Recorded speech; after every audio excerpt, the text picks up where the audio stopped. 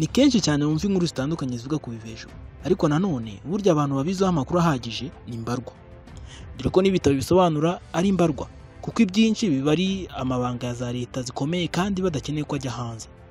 Ariko nanone burya ku isi ikintu tukemeranyaho ni kimwe, ntabwo wahisha ibintu byose ijana ku rindi ngo bishoboke. Nibyo. Iyi ni Pamakeo TV, twishimira kuba udukurikira. Niba uri mushya uhawe ikaze, ushobora no gukora subscribe kugira ngo ujye ubona amakuru yacu mu bambere. Gukora subscribe ni ibintu byoroshye cyane, no gukanda ahantu handitse subscribe mu ibara ry'umutuku, subscribe, maze ugakomeza kuryoherwa na Pamakeo TV.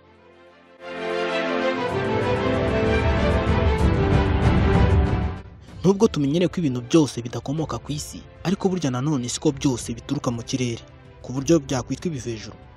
Ahubwo hari n'ibindi biremwa biba mu mazi mu bujyakuzimu bwa kure, ndetse hari n'ibiba mu butaka nk'uko ubushakashatsi bwagiye bubyerekana. Uyu munsi ntabwo tugiye kugaruka ku bwoko bw'ibivejuru cyangwa se aliens, ahubwo turagaruka kuri bimwe mu bikorwa bivugwa ko byakozwe cyangwa se byubatswe n'ibivejuru. Ndabizi uratangaye, ariko nibyo.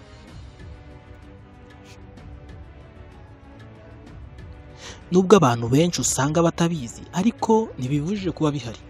Gusa igitangaza abantu nuko biba ari ibikorwa na n'ubu bijyanye n'iterambere turiho ubu, kandi bimaze imyaka irenga 200,000 cyangwa 2,000 mbabarire bibaye. Ikindi gitangaje kurushaho nuko kugeza n'ubu niyo wakoresha ikoranabuhanga rigezweho ndetse n'abahanga babyigiye badashobora kubaka ibyo bikorwa, kandi aribwo twageze ku iterambere rikomeye.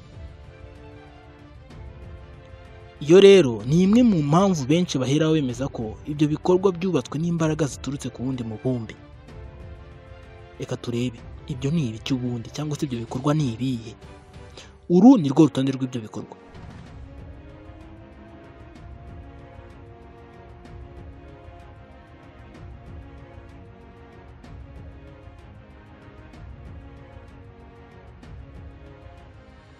Piramide. Izi ni inyubako zamenyekanye cyane mu Misiri, ariko si ho honyine ziri, ahubwo nuko indende kuruta izindi ariho iboneka. Izi bivuga ko zajyaga zubaka ngo zijye zishyingurwamo abami bayoboraga Misiri icyo gihe, bitwaga ba Farawo. Igitangaza abantu ni uburebure bw'izi piramide, ku buryo bivuga ko niyo umuntu ari mu ndege cyangwa se n'icyogajuru, piramide aricyo gikorwa cya mbere ubanza kubona ku isi. Izi piramide ziboneka henshi ku isi, nko muri Misiri, mu Bushinwa, Mexique, muri Sudan. Gusa icyo zihuriyeho ni ubuhanga zikoranye. Ndabizi n'ubu nawe uri kunsubiza umbwira uti hoya witubeshya piramide zubatswe n'abantu. Nibyo, ariko reka tubirebe. Uzirebye uhita ubona ko zubatswe n'abantu babyigiye, kandi zubatswe amashuri y'ubwubatsi atarabaho. Amabuye yazubakishije cyangwa se yubakishije izi nyubako, iri to yari irimo ripima tone 3, kandi icyo gihe nta mashini zakoraga zabagaho cyangwa se zikoreraga zabagaho. Ikindi giteye amakenga ni uburyo ayo mabuye akase neza, ukabona ko bayakase bakoresheje ibikoresho bigezweho n'uyu munsi byifashishwa mu bwubatsi. Buri piramide yubatswe n'amabuye arenga 100,000, rimwe rimwe ripima toni ziri hagati y'3 na 7. Ibi rero abenshi babishingiraho bavuga ko n'abami bayoboraga ibihugu bikomeye icyo gihe batari abantu basanzwe, ahubwo bakomokaga ku yindi mibumbe, bityo bakaba banifashishaga bene wabo n'ibivejuru mu gushushanya no kubaka izi piramide. Urabivugaho iki? Urabimbwira muri comment. Reka dukomeze ku kindi gikorwa.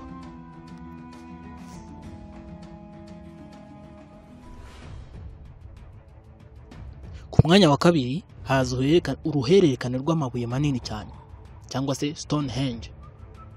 Aya ni amabuye manini cyane agiye ateretse cyangwa se ageretse, aherereye mu gihugu cy'Ubwongereza.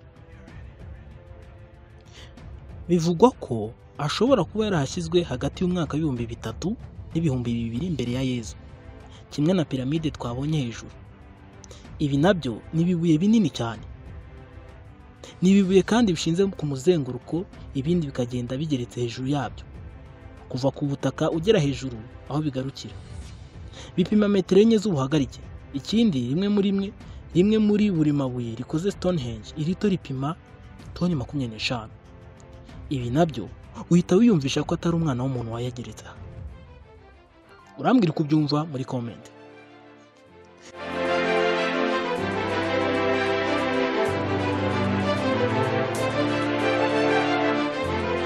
Reka dukomeze ku mwanya wa gatatu. Inziga zo mu murima, crop cycles.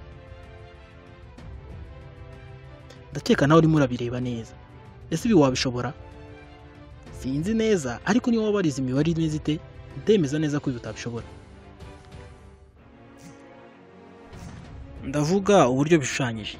Sinzi niba wabishobora koko kuba washushanya bino biziga mu murima wawe. Izi zo si inyubako, nta nubwo ari ibikorwa bya kera, ariko nanone ni ibintu byatangaje ndetse biyobeye abantu bose bitewe n'uburyo bikozemo ndetse n'ubuhanga bikoranye. Nta nubwo uzi aho biva, uretse ko abenshi babyuka bakabisanga mu mirima yabo ndetse batazi n'igihe byahabereye. Izi rero ni inyandiko zikunda kubonwa mu mirima myinshi mu bihugu bitandukanye ku isi. Ubirebye neza kureba bimeze nk'inyandiko zifite icyo zishishe, ariko nanone zitava kuvumburwa na buri wese uretse uwo zagenewe gusa. Abahanga benshi bagerageje gukora ubushakashatsi kuri izi nyandiko ziza mu mirima, ariko bose bemeje ko nta mashini n'imwe iri ku isi yabasha kubikora, kandi ko nta n'umwana w'umuntu wabishushanya ngo abishobore. Ikindi bose bahuriraho nuko crop cycle zikorwa mu ijoro gusa. Nk'uko twabibonye, ba nyiri imirima babibona byabaye bukeye, ariko ntihagire ikintu na kimwe babimenyaho. Icyakora crop cycles nyinshi zagiye zigaragara mu Bwongereza, kandi zikaba ziri hafi y'indi bikorwa by'amayobera nka Stonehenge ndetse na Avebury, byombi biherereye mu Bwongereza. Hari bamwe bemeza ko crop cycle ari zimwe muri code cyangwa se barcodes zikorwa n'ibivejuru kugira ngo bibashe kuyobora bene wabo aho byasize ubutunzi bwabyo ku isi. Ntawamenya niba ari cyo biziho, ni muri comment nanone. Yego, ntubure kugenda udatanze igitekerezo. Reka dukomeze ku mwanya wa kane.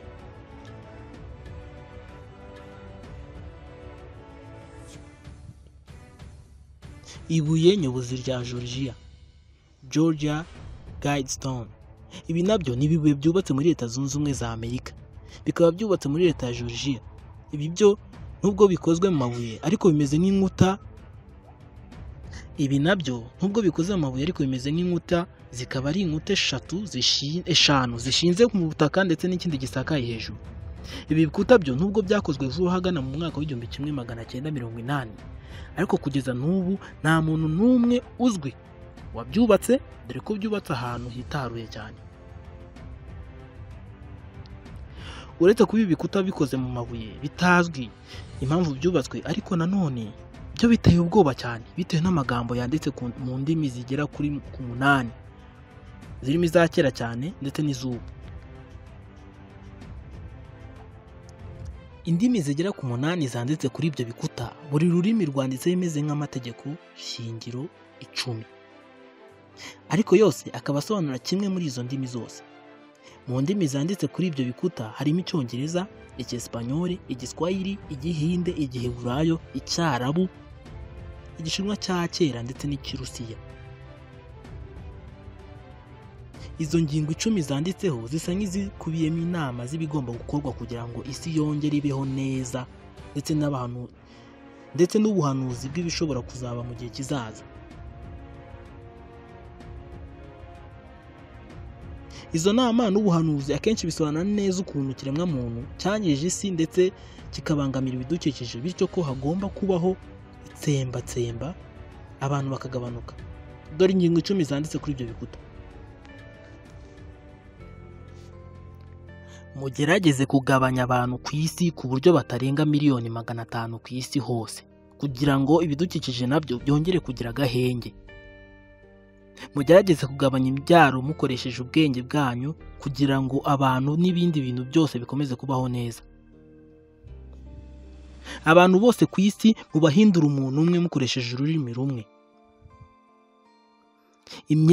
Imyemerere, imiyoborere, imibereho byose bigomba gukorwa ku mpamvu shingiro ifatika. Mugerageze kurinda ikiremwa muntu n'ibihugu byifashishwa ubutabera, amategeko ndetse n'inkiko zitabogama.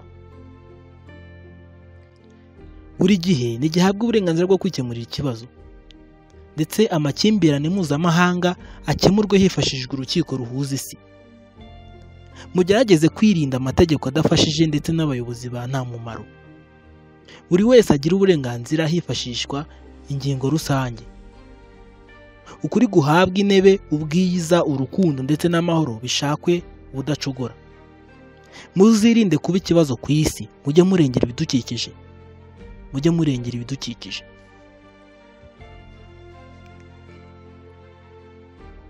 Izi ngingo uko ari 10 zanditse mu ndimi 8. Nk'uko twabivuze muri rusange, ubona ko harimo zimwe ziteye amayobera, ariko nanone hari ababihuza n'ubuzima buba ku isi buri munsi, aho usanga nko kuringaniza imbyaro ari ingingo igezweho ku isi, intambara ziba buri munsi urudaca benshi bavuga ko arizo zigamije kugabanya abo bantu.